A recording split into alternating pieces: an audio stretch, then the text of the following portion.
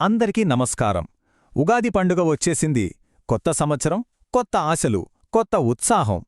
ఉగాది అనగానే మనందరికీ ముందుగా గుర్తొచ్చేదేంటి? బహుశా ఉగాది పచ్చడి. అయితే ఇది కేవలం ఒక పండుగనాటి వంటకం మాత్రమే కాదు. దాని వెనుక జీవితానికి సంబంధించిన ఒక గొప్ప తత్వం దాగి ఉంది. అసలు ఒకే ఒక్క వంటకం మన మొత్తం జీవితాన్ని ప్రతిబింబించగలదా? అంటే మన సుఖదుఖాలను, మన అనుభవాలను, మన భావోద్వేగాలను అన్నింటినీ చూపించగలదా? వినడానికి కొంచెం ఆశ్చర్యంగానే ఉంది కదూ, కాని ఇది నిజం. ఆ ప్రశ్నకు సమాధానమే మన ఉగాది పచ్చడి. తెలుగువారి కొత్త సంవత్సరానికి స్వాగతం పలుకుతూ ప్రత్యేకంగా తయారు చేసుకునే ఈ పచ్చడిలో షడ్రుచులు ఉంటాయి. అంటే 6 రకాల రుచులన్నమాట. ఈ 6 రుచులు మన జీవితంలోని 6 విభిన్నమైన అనుభవాలకు ప్రతీకలుగా నిలుస్తాయి. సరే, మరి ఆ షడ్రచులంటే ఏంటి?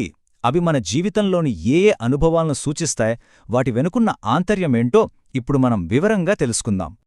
ఇక్కడున్న ఈ పట్టికలోనే ఉగాది పచ్చడి వెనుకున్న అసలు సిసల ఫిలాసఫీ ఉంది. చూడండి, మొదటగా తీపి. బెల్లం నుండి వచ్చే ఈ తీపి మన జీవితంలోని సంతోషాన్ని, ఆనందాన్ని సూచిస్తుంది. ఆ తర్వాత పులుపు, చింతపండు నుంచి వస్తోంది. ఇది జీవితంలో అప్పుడప్పుడు ఎదురయ్యే ఊహించని మలుపులకు, ఆశ్చర్యాలకు ప్రతీక. ఇక చాలా ముఖ్యమైనది చేదు. వేపపువ్వు నుండి వచ్చే ఈ చేదు జీవితంలోని కష్టాలను, బాధలను గుర్తుచేస్తుంది. అలాగే కారం, మిరపనుంచి. ఇది మనలోని కోపాన్ని, ఆవేశాన్ని తెలియజేస్తుంది. ఉప్పు, ఇది లేకపోతే ఏ వంటకానికి రుచి ఉండదు. అలాగే జీవితంలో సమతుల్యతకు ఇది గుర్తు. చివరిగా వగరు. పచ్చి మామిడి ముక్కల నుంచి వచ్చే ఈ రుచి మనమెదుర్కొనే కొత్త సవాళ్లను, కొత్త అనుభవాలను సూచిస్తుంది. చూసారా, ఈ 6 కలిస్తేనే ఉగాది పచ్చడి. అలాగే ఈ అనుభవాలన్నీ కలిస్తేనే కదా సంపూర్ణ జీవితం. ఇంత అద్భుతమైన తత్వాన్ని అర్థం చేసుకున్నాం కదా.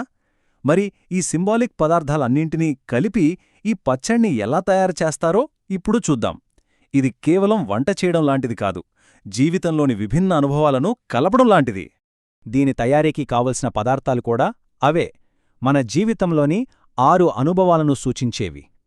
వగరు కోసం పచ్చి మామిడి ముక్కలు, తీపి కోసం బెల్లం, పులుపు కోసం చింతపండు రసం, చేదు కోసం వేపపువ్వు, ఘాటుగా ఉండే కారం, అలాగే ఉప్పు. వీటన్నింటినీ కలపడానికి కొద్దిగా నీళ్లు. అంతే. తయారు చేసే విధానం కూడా చాలా సులువు. ముందుగా చింతపండు నానబెట్టి రసం తీసుకోవాలి. బెల్లాన్ని నీటిలో కరిగించుకోవాలి. ఇప్పుడు ఒక గిన్నెలో మామిడి ముక్కలు, చింతపండు రసం, బెల్లం నీళ్లు అన్నీ వేసి బాగా కలుపాలి. ఆ తర్వాత అన్నిటికన్నా ముఖ్యంగా వేపపువ్వు, కొద్దిగా కారం, రుచికి సరిపడ ఉప్పు వేసి మళ్లీ కలపాలి. ఈ మొత్తం ప్రక్రియ జీవితంలోని సుఖదుఖాలని, ఆనందాలని, కష్టాలని అన్నింటినీ ఎలా సమంగా స్వీకరించాలో నేర్పుతున్నట్టే ఉంది కదూ.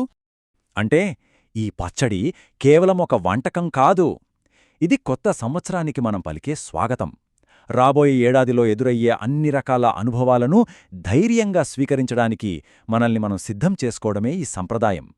దీని నుండి మనం నేర్చుకోవలసిన అతి ముఖ్యమైన పాఠం ఇదే.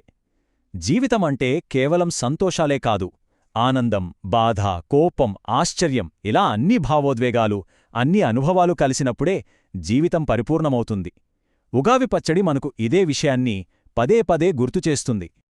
ఉగాది రోజున ఈ రుచుల మిశ్రమాన్ని తినడమంటే రాబోయే సంవత్సరంలో ఏ అనుభవం ఎదురైనా, అది తీపి అయినా, చేదు అయినా, నేను అన్నింటినీ సమానంగా స్వీకరిస్తాను అని మనకు మనం చెప్పుకోవడం లాంటిది. ఇదొక అంగీకారం, ఒక మానసిక సంసిద్ధత అన్నమాట. కాబట్టి ఈ ఉగాది రోజున ఆ పచ్చడిని రుచి చూస్తున్నప్పుడు ఒక్క క్షణం ఆలోచిద్దాం. రాబోయే సంవత్సరంలో జీవితం మనకి ఏ రుచిని అందించబోతోంది?